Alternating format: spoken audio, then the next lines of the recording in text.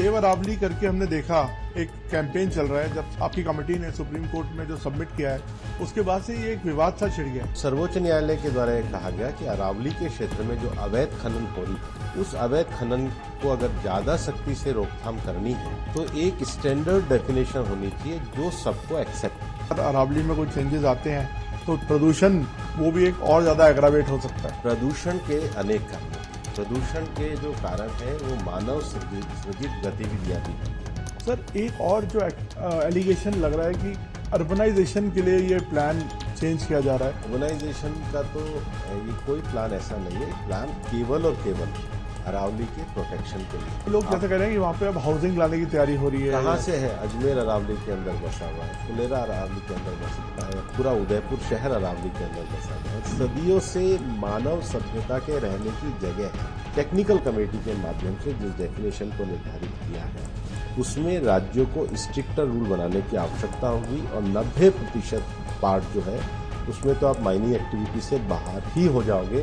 Supreme court ने अपने judgement में 2 बातें की जो लोग छुपा रहे हैं। पहला, सबसे पहले पैराग्राफ जो है उसमें उन्होंने मिनिस्ट्री ऑफ एनवायरनमेंट फॉरेस्ट के ग्रीन अरावली वॉल मूवमेंट को अप्रिशिएट किया। दूसरा, उन्होंने कहा अरावली पहाड़ी और अरावली रेंज क्या होता है।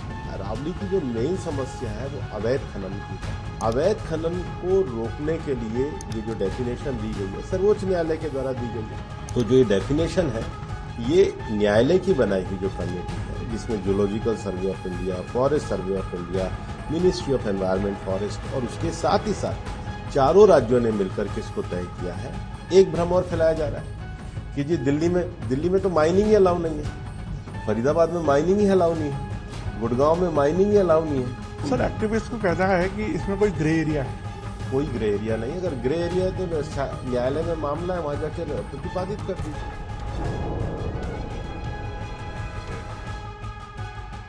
अरावली को लेके एक हमने देखा सोशल मीडिया पे ट्रेंड चल रहा है, उसको समझाने के लिए कि क्या ये इशू है। हमारे साथ जुड़ रहे हैं environment minister Bhupendra Yadav ji. Sir ये सेव अरावली करके हमने देखा एक कैंपेन चल रहा है, जब से आप लोगों ने, आपकी कमेटी ने सुप्रीम कोर्ट में जो सबमिट किया है उसके बाद से ये एक विवाद सा छिड़ गया है, तो ये समझाएंगे इशू है क्या? पहला तो मैं आपको ये स्पष्ट करना चाहूंगा कि हम एक लंबे समय से ग्रीन अरावली वॉल के लिए कार्य कर रहे हैं और सुप्रीम कोर्ट में भी एक लंबे समय से पिटीशन चल रही है। अरावली रेंज जो है दिल्ली, हरियाणा, राजस्थान और गुजरात, ये 4 राज्यों में फैली हुई है। लगभग 1,44,000 स्क्वायर किलोमीटर के एरिया में सबसे पुरानी पर्वत श्रृंखलाओं में है और इस पर्वत श्रृंखलाओं में गांव भी है, कृषि भूमि भी है, शहर भी है, इंडस्ट्रियल बस्तियां भी हैं, रामसर साइट्स भी हैं, प्रोटेक्टेड फॉरेस्ट भी है, रिजर्व फॉरेस्ट भी है और हम पूरी तरीके से प्रतिबद्ध हैं कि ये जो पर्वत श्रृंखलाएं हैं ये हरी भरी रहनी चाहिए। इसके साथ ही इसमें एक प्रोटेक्शन के मानक भी तय होने चाहिए और हमने ग्रीन अरावली वॉल मूवमेंट भी चलाया और उसके लिए लगातार पिछले साल भी उदयपुर में मैंने बैठक करके सभी अरावली में आने वाले जिलों के डीएफओस की मीटिंग ली, वर्कशॉप ली। ये जो पिटीशन है ये सुप्रीम कोर्ट में एक लंबे समय से चल रही थी और सर्वोच्च न्यायालय के द्वारा यह कहा गया कि अरावली के क्षेत्र में जो अवैध खनन हो रही है उस अवैध खनन को अगर ज्यादा सख्ती से रोकथाम करनी है तो एक स्टैंडर्ड डेफिनेशन होनी चाहिए जो सबको एक्सेप्ट हो।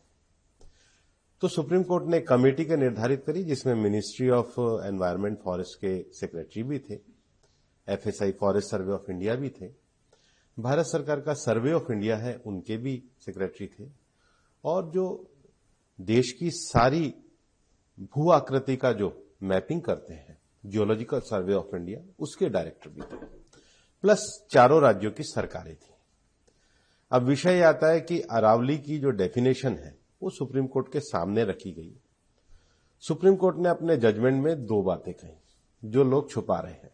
पहला, सबसे पहले पैराग्राफ जो है उसमें उन्होंने मिनिस्ट्री ऑफ एनवायरनमेंट फॉरेस्ट के ग्रीन अरावली वॉल मूवमेंट को अप्रिशिएट किया।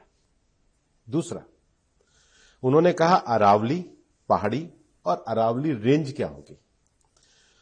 तो दुनिया भर में जियोलॉजी की जो वैज्ञानिक जो जियोलॉजी में काम करते हैं, भूविज्ञान भू सर्वे विज्ञान में काम करते हैं, तो वहां एक स्टैंडर्ड डेफिनेशन रिचर्ड मार्फी की मानी जाती है कि जो 100 मीटर की ऊंची पहाड़ी होती है उसको पर्वत माना जाता है।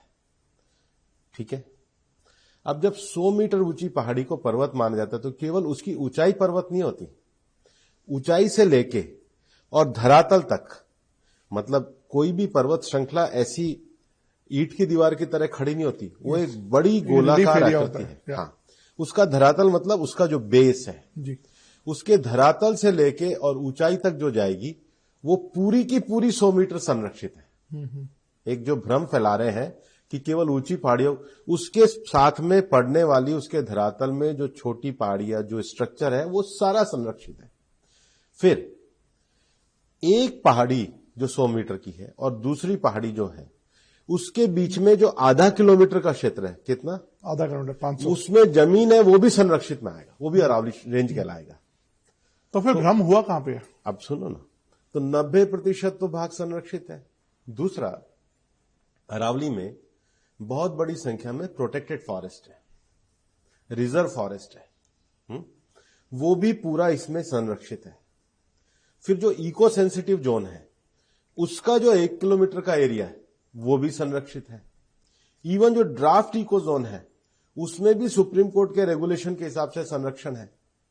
और इसके अलावा अरावली के क्षेत्र में बहुत सारी झीलें भी हैं और कुछ झीलें ऐसी हैं जो हमारी रामसर साइट्स भी है।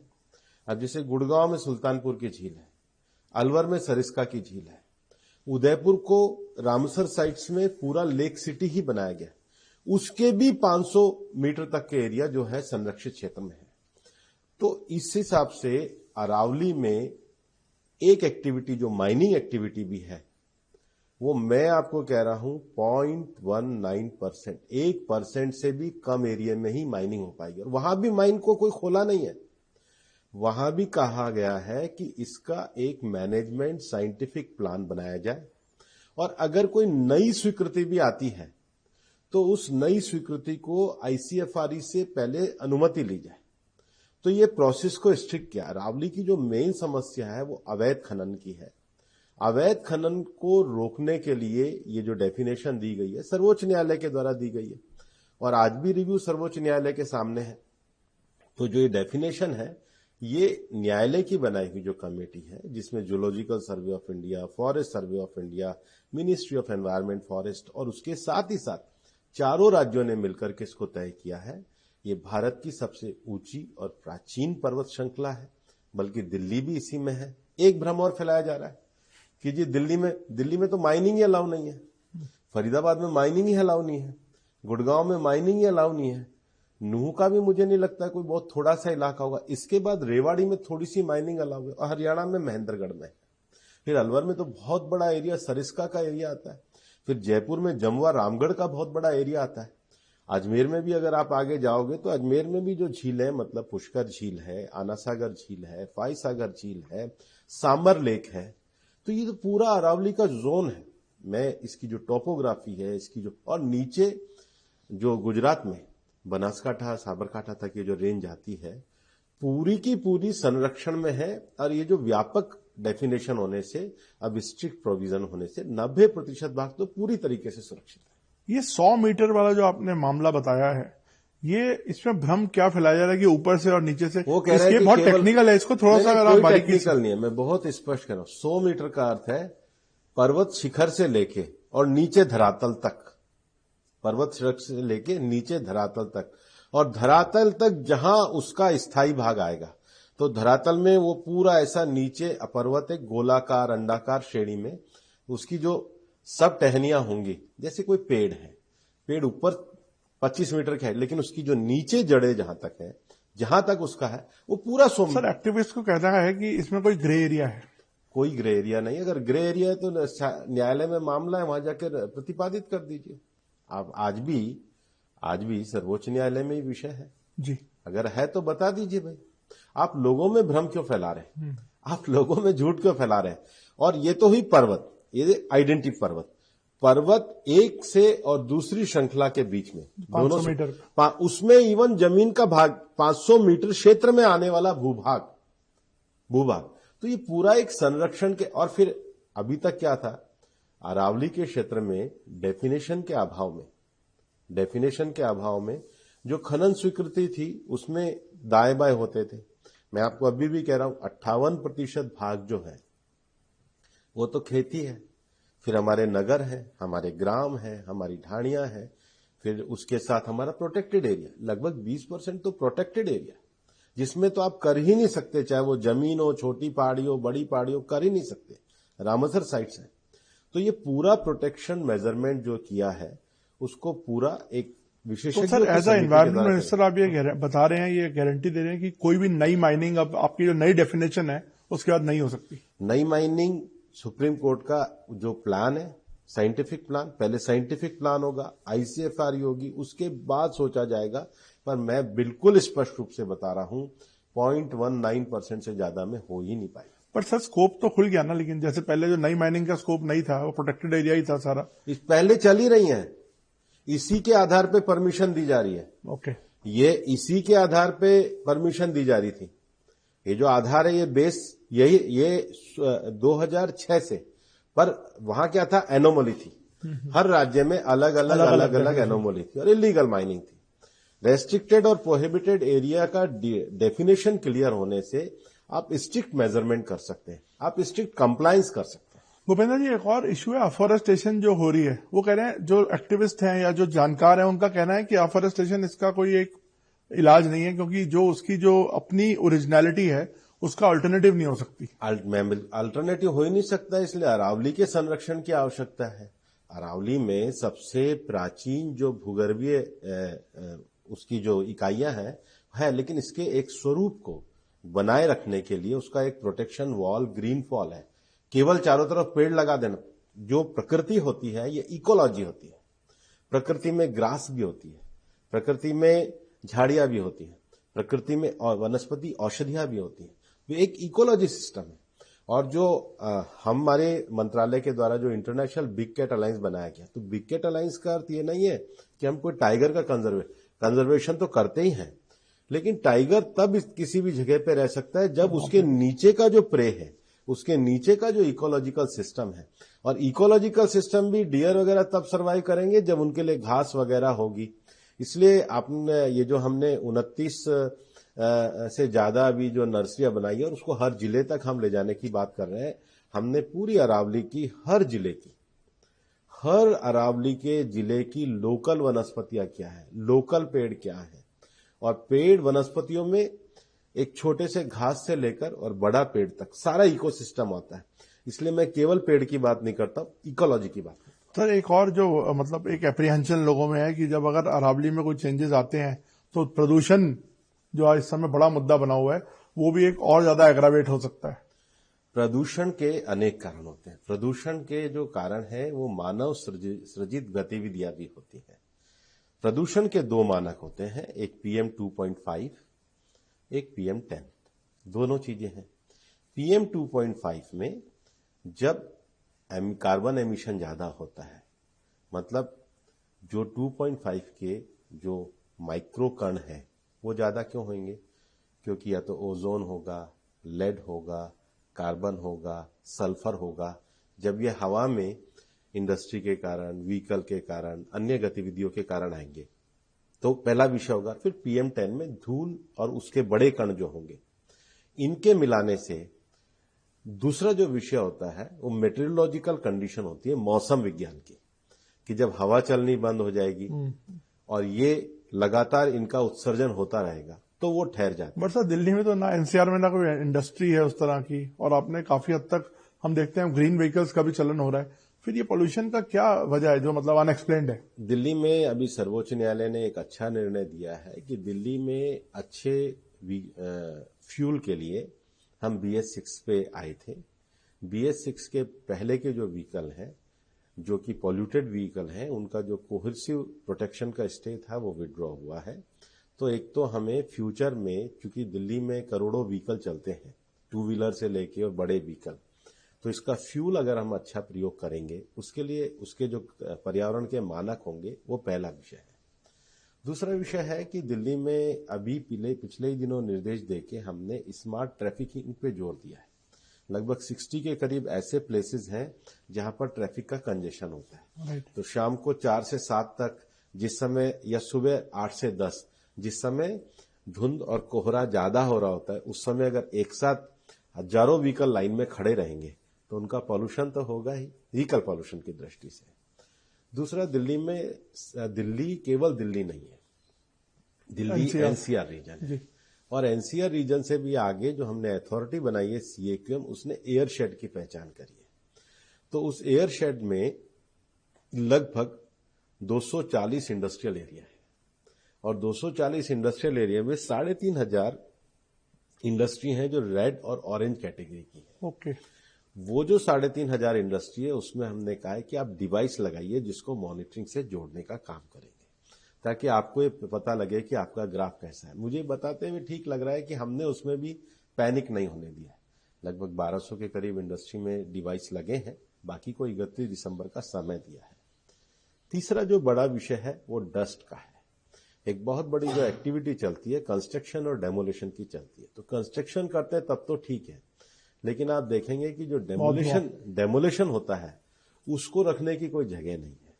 तो हमने सीएनडी के रूल्स भी करे हैं, और अभी मैंने गाजियाबाद, नोएडा, फरीदाबाद, गुड़गांव, सोनीपत, एनडीएमसी और एमसीडी, इन 7 अथॉरिटी की अभी पिछले ही हफ्ते अलग अलग मीटिंग ली है, और सबको कहा है कि भाई आप 2026 का 1 जनवरी से लेकर दिसंबर तक का अपना प्लान बनाइए कि हम सीएनडी वेस्ट में ये करेंगे, हम जो गड्ढे खुदे हुए उनके लिए ये करेंगे, एंड टू एंड पेवमेंट के लिए ये करेंगे, ग्रीनिंग के लिए हम क्या करेंगे। फिर जो एक बहुत बड़ा कारण है वो सॉलिड वेस्ट है। जैसे आपका तो इंटरनेशनली भी आप एक्सपोजर है, आप क्या कुछ बाहर की बेस्ट प्रैक्टिस, सॉरी आप मेरा इतना ही रोकेंगे? नहीं करिए, बताइए सर। नहीं प्लीज। तो ये सारे पैमानों पे काम किया। जो बेस्ट प्रैक्टिसेस की आप बात कर रहे हैं, बेस्ट प्रैक्टिसेस फ्यूल, दुनिया में जो भी हुआ है मैं नाम देश के लेके बता सकता हूं। फ्यूल, बेस्ट क्लीन फ्यूल, क्योंकि ऐसा तो होगा नहीं कि अब आप व्हीकल्स को रोक देंगे या इंडस्ट्री को रोक देंगे। क्वेश्चन ये है कि वो बेटर जो अपना भी इंडस्ट्री चलाने के लिए करे वो फ्यूल का इस्तेमाल करे। इसलिए आपको मैं बताना चाहूंगा, हमने 240 इंडस्ट्रियल एरिया में 226 में पीएनजी गैस की सप्लाई कर दी। हमने कहा कि मैक्सिमम चीजें आप गैस बेस पे ले जाइए। फिर जो हमारे थर्मल पावर है उसमें दिल्ली के आसपास जो है उनका नई टेक्नोलॉजी में वो जाए, उसको हमने बनाने का काम किया। तो फ्यूल एक बड़ा विषय है, ग्रीनिंग बड़ा विषय है, डस्ट मैनेजमेंट एक बड़ा विषय है, और नेशनल क्लीन